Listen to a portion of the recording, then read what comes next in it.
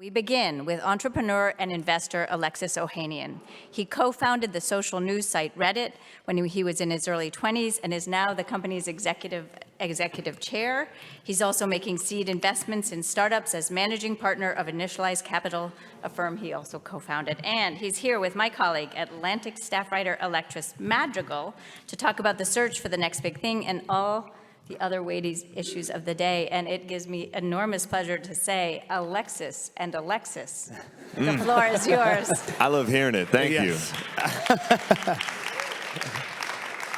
What's even funnier is Alexis and I have known each other for a very long time. At the very beginning of my journalism career, we worked on Bryant Street, which was Wired magazine's offices, which also housed, through some weird financial arrangement, Reddit. Yeah, we had a little terrarium in the corner. They really did. And they really did. All the journalists would look at it like, oh, look at what are they doing in there? What are those nerds doing in there? But it was always something weird, in case you were wondering. It was. And I took a particular point of pride in meeting you and knowing that there were only two Alexises on that floor, both of whom were male. That's and I love meeting a fellow male Alexis who embraces the name. That's right. Because you meet the ones who are like, call me Al or call me Alex, and it's like, what are you doing?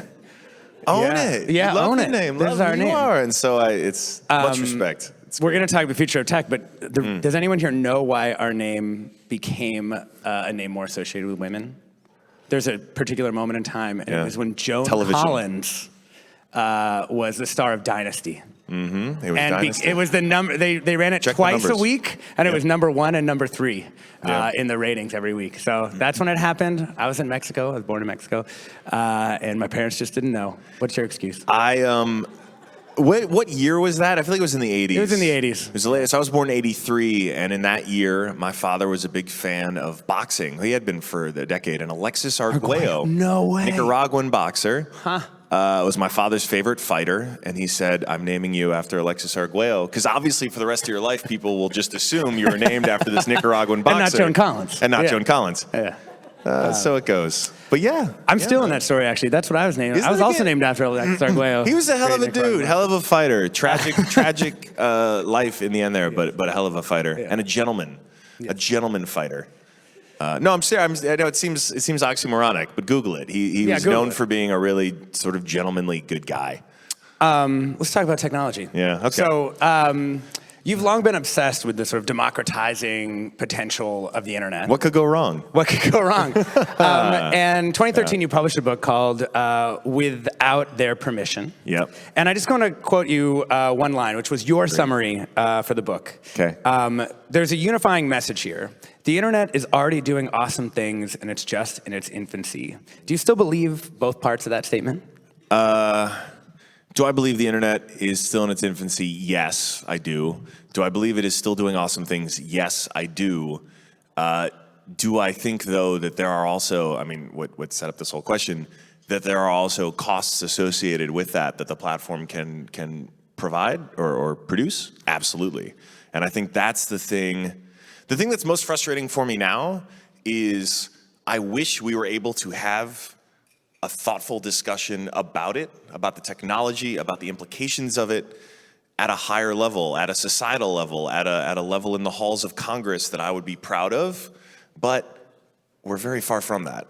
And there are implications here, not just about the future of media, but the future of work with artificial intelligence and likewise, that are happening right now that we're not having intelligent, thoughtful, good, real conversations about. But I do still believe in the long-term potential. I do still think we're in the infancy. Do you think there are things, is it fair to call your book techno utopian from that time? Mildly, yes. I do. The last chapter is a dystopian future of what it could look like if we don't do the right things. So I had my backup plan there. Got it. But yes, I still am. I'm an optimist. I wouldn't say I'm a techno-utopian on that level, but very optimistic about technology and what it can do. Because I've certainly benefited from it, and I've seen how it can affect, in positive ways, remarkable change and remarkable good. And I do think that if we are good stewards of it, it is a net positive on society. I think there is so much good that can come from it. And without their permission is not about breaking laws. It's about this idea that if you have a great idea, the internet can be an enabling platform for you to execute on it, whether it's a startup or a nonprofit, or even just get inspired enough to create something a little better. Because I do think that great ideas are global, and when the internet is at its best, we can benefit from all those global ideas. Do you think that if people had begun to reckon with the darker aspects of the internet earlier, do you think things would have actually changed, or was the technological push so strong that even if, back in 2013, you started to think about the way that hate speech could work on your platform and others, do you think it would have made a difference? I ultimately don't think so, because the nature of the internet allows for ingenuity for good or bad. And so had all of the major platforms just said, look, tomorrow Facebook's only going to have kitten photos, nothing else, some other platform would have been created. Maybe it wouldn't have even been created here in the United States. It would have been created somewhere else, but because of the World Wide Web, would have been accessible, would have congregated. We're seeing platforms like this. We've seen them come and go. Vote was probably the most extreme version of this, which was a place that when I came back to Reddit in 2014, we started aggressively banning communities and updating our content policy to be to where it certainly should have never gone, or to get it back away from where it should have never gone while we were away. And those communities all went to this site called Vote, which was like an even uglier, worse looking version of Reddit. I think it was based and operated in Switzerland. But the reality is those communities, those platforms, those technologies would have been created somewhere. But I think that's a byproduct of us as humans. And the part that I think biologically, we as people were not really well equipped to confront such a breadth of ideas. We were used to, for a very long time, being surrounded by the people immediately around us, our families, and then more broadly, sort of our clans or our tribes. And modern technology, communication, travel started to bring us more in connection with one another, but not in a meaningful, significant way like social media has, where now you really can, in real time, get exposed to ideas that are sometimes reprehensible, but that were always happening around dinner tables, just ones we weren't sitting at. And I do think there is an opportunity, and this is the challenge that we have as a society, and I no longer am at Reddit, but that platforms have too, to help create more good conversation, because I don't think the alternative is viable. I do think a lot of this happens because of ignorance and because of isolation, and I think creating more conversation and realizing we do actually have more in common than not, and reducing some of that ignorance can be what social media does triumphantly that it couldn't before. And those are the stories that come up, right? Are the ones that give us hope are the ones for the homosexual kid in the middle of you can pick where, feeling isolated, feeling alone, being able to find community and find normalcy and find ideas that might be very contentious and very problematic in their geographic vicinity, but because of the internet can find common ground and realize that what is maybe not a social norm or even accepted or even tolerated is actually. The flip side is, of course, an idea that we do think is socially wrong or problematic can find a home for other people who agree that, yes, these really problematic things are actually normal.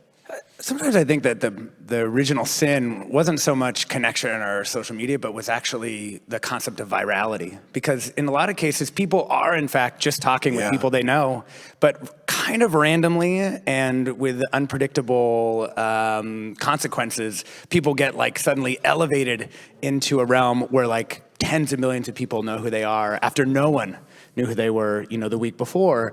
And so it provides a really strange and unpredictable avenue for ideas and people to be elevated out of obscurity when maybe those ideas weren't actually ready. They were just things that people were talking about. And instead, now they're being promoted to tens of millions of people. And the content that does better algorithmically on most of these platforms is the stuff that is quick to consume and easy to share. Yep. And plays to one's sort of tribe or followers, which does oftentimes bring out, plenty of times it is cat photos, but it also brings out really problematic, hateful things. Yeah.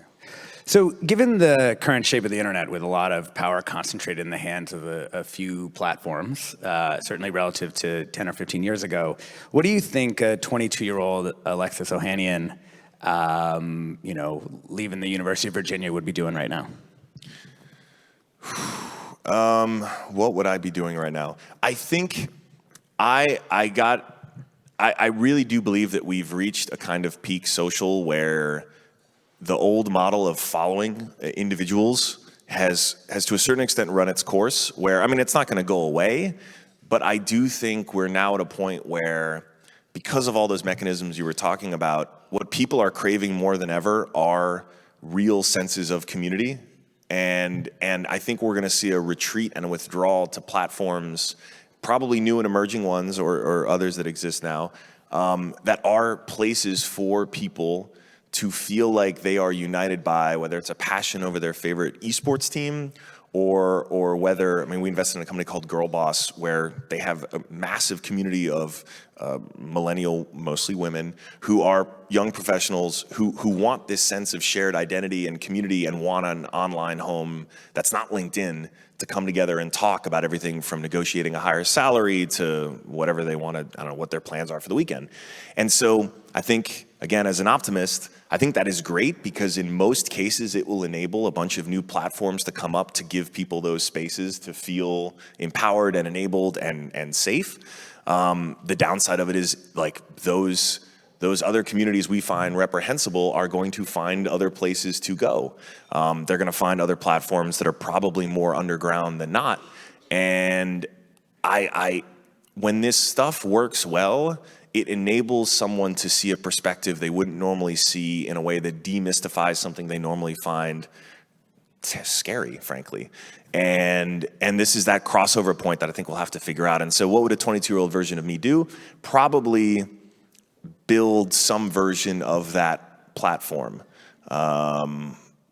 I don't know what that looks like. There are different people attacking it from different specific verticals and communities, but I think there's another iteration that's to come. I mean, Discord has got its world and its own issues.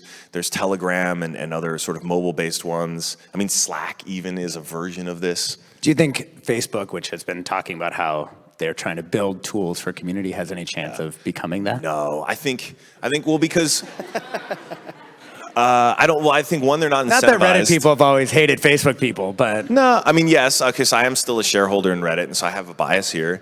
But Facebook groups is not a it's not a priority for Facebook. I mean, look, Instagram still has tremendous growth.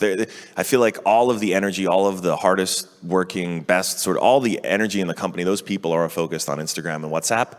And so I don't see a lot of hope for innovation on the Facebook product. Maybe, I mean, groups, if anything else, has been an indicator for startups that I meet now at Initialized who are saying, look, these Facebook groups exist just to talk about blah, and it's amazing. And it's like an accident that they're thriving. We want to build a platform for this community because Facebook groups is like an ugly hack. Like it's just working, and it's a miracle it's working, but it's a really good signal that people want this, so we're building the platform ourselves, specifically for this community to talk about whatever it is they're into.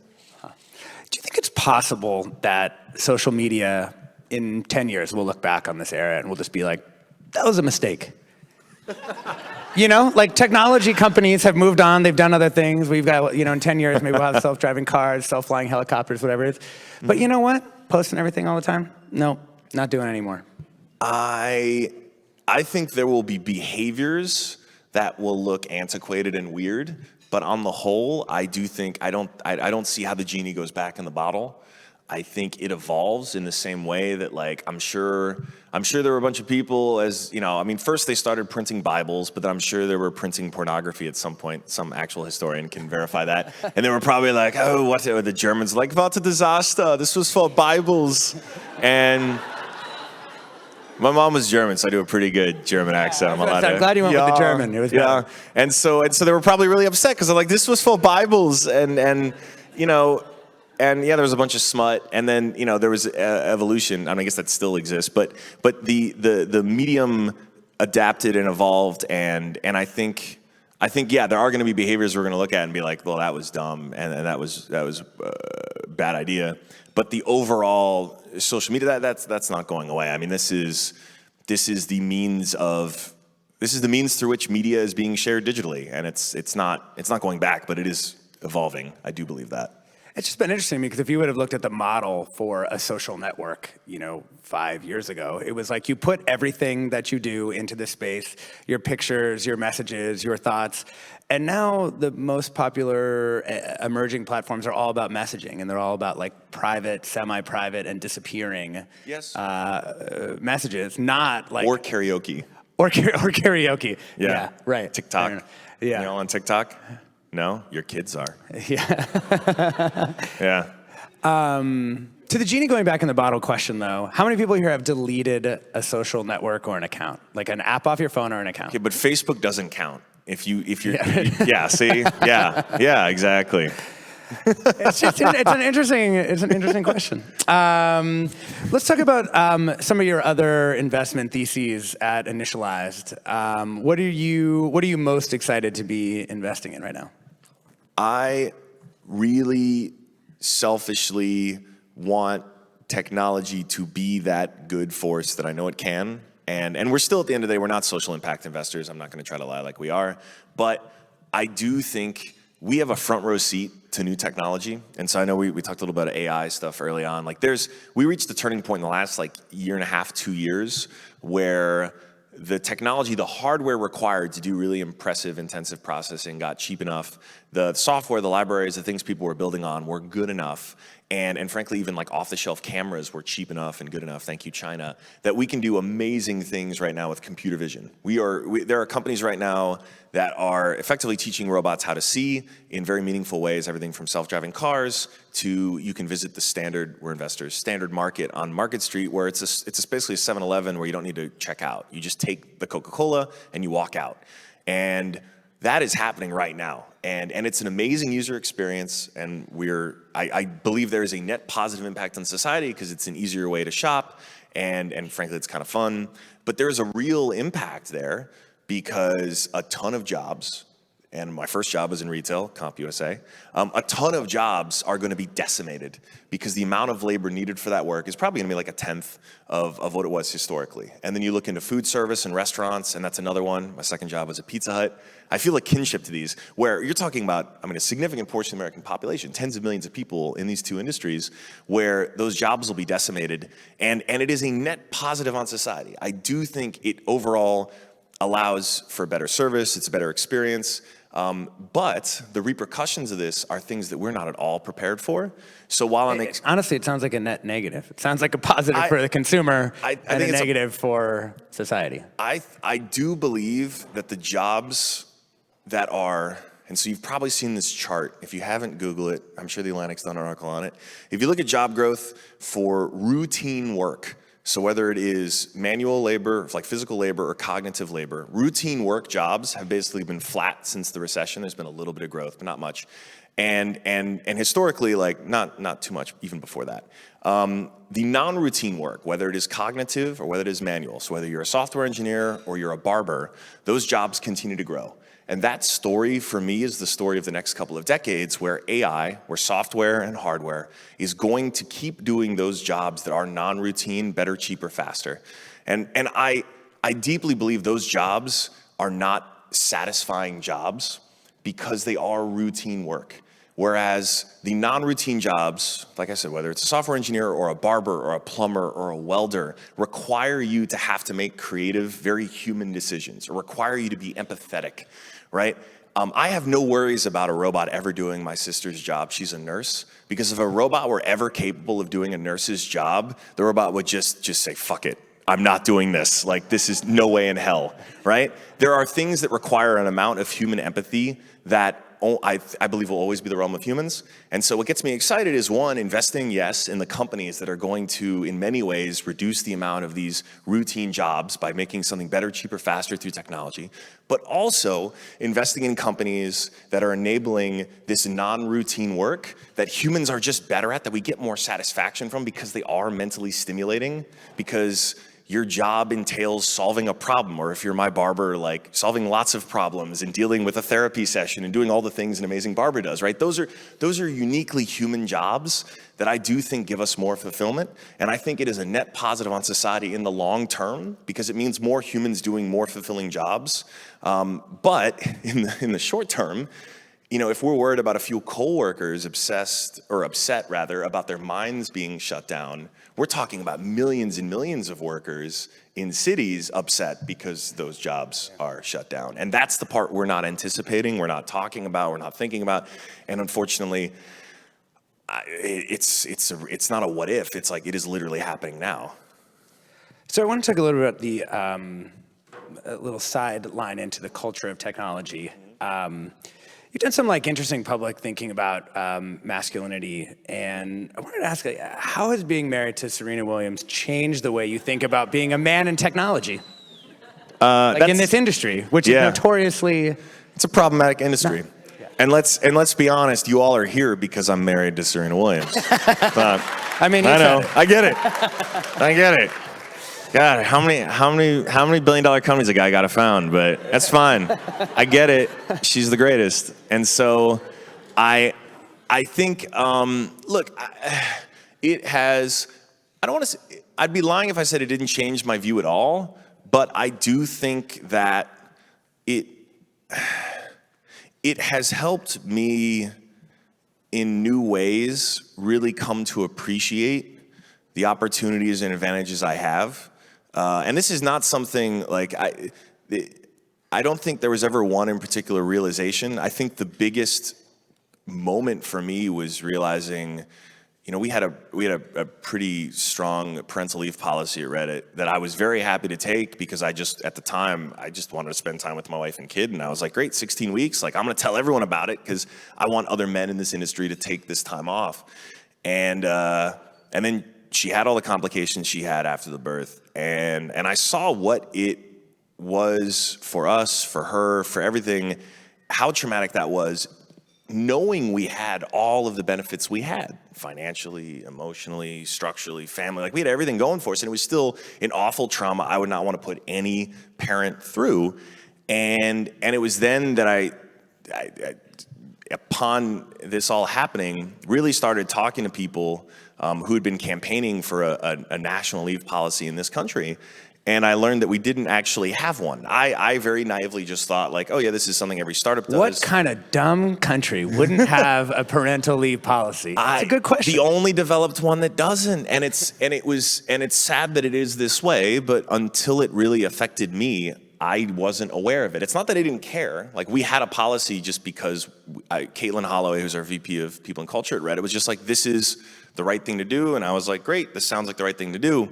But it wasn't until scratching the surface and then having it really affect us that we started digging in. And I mean, the most appalling statistic is that 1 in 4 American women are back to work 2 weeks after having a child in this country. And to think that is something that we have become okay with is appalling. And the only thing that has given me hope now in the last few months is that the more people I've talked to in DC about this, the more I am convinced that it is actually a bipartisan issue. Because there are Republicans who deeply believe in family values and certainly talk about how much the GOP prides family as the bedrock of society. What a great way to show it than having a national policy. But there actually is support on both sides. And obviously progressives are in favor of this, but there actually is support on both sides. Get your questions ready, by the way. Important. Coming to you in just a sec. And so that was the thing, more than anything else, I think really being a father helped. But look, I've been in interracial relationships. I think the biggest advantage that I try to tell I've been in other interracial relationships, but I've never had to see what I see now because obviously my wife is famous and I see this on social media. I see it at a whole nother level of a sort of lens into what her life is like. And even before seeing it on 11, the moments where I found myself sort of checked and given a perspective that made me really uncomfortable, because I feel like I'm a good person, right? I don't think of myself as I don't think of myself as a racist or a sexist, and I think a lot of people, what we're confronting now as white guys is this. It is a poking that I think when it's at its best gets interpreted, and I encourage, whenever I get the chance to talk about it, I encourage it to I think of it a lot like being in the gym and you're trying to push a new weight. In the racial gym, you're just, getting in there. No, you're in a gym, right? And you're trying to push another level of weight, and it hurts. It hurts that your muscles are tearing because that pain is letting you know that like this is growth. This is where you're hitting that next level. And I equate it the same way. I think the moments when you're stung, when you're like, shit, what did I just say? Like what? And you feel that defensiveness because you've been called out, or you made some unconscious bias, and someone's told you about it, is jarring, but it's growth. And now to see it as acutely as I have about someone who I love so dearly as my wife is at its best a lot of opportunities for growth in terms of perspective from my point of view about all the things that I've missed and just not seen. And I want to give the audience a chance to do one question. Oh, that's fine. One question. There we go, right there. Let's go right there. Unless I'm too late. Oh, this is you were right, it was fast. Yeah, I told you. Okay, you can ask me questions on Twitter if you didn't get to, and all. Oh, wait, we already have a question. Okay, sorry, we'll go right here. Sorry. Okay. Didn't mean to steal your question.